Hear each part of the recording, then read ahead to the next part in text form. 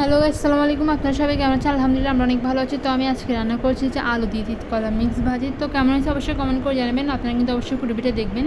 তো এবার প্রথমে চুলায় আমি একটা হাঁড়ি বসে দিয়েছি। হাঁড়িটা গরম হওয়ার সাথে সাথে পরিমাণ মতো তেল আর পেঁয়াজ কুচি দিয়ে দিয়েছি। দেওয়ার পর তারপর আমি রসুন দিয়ে দিলাম। দেওয়ার পর একটু ভালো করে নেড়েছি। কিছুক্ষণ সময়ের জন্য আমি একটু ভালো করে কষিয়ে নিব। তো একটু ভালো করে নেড়েচেড়ে কষিয়ে নিচ্ছি আর কি। তারপরে এগুলো যখন একটু ভালোভাবে কষানো হয়ে আসবে তখন আমি এখানে দিয়ে দেবো স্বাদ মতো 1 টেবিল চামচ লবণ।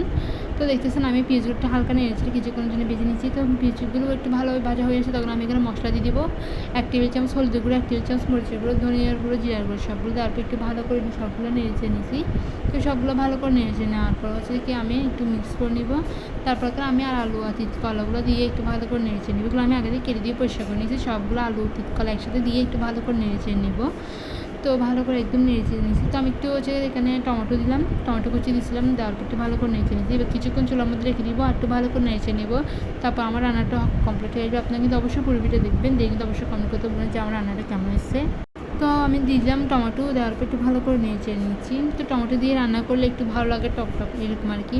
তো হয়ে গেছে আমার রান্নাটা। তো ভিডিও হচ্ছে এই পর্যন্ত, সবাই পুরো ভিডিও দেখবেন, কেমন হচ্ছে কমেন্ট করে জানবেন না। তো এই হচ্ছে ভিডিও। সবাই ভালো থাকবেন, সুস্থ থাকবেন। আল্লাহ হাফেজ, বাই বাই।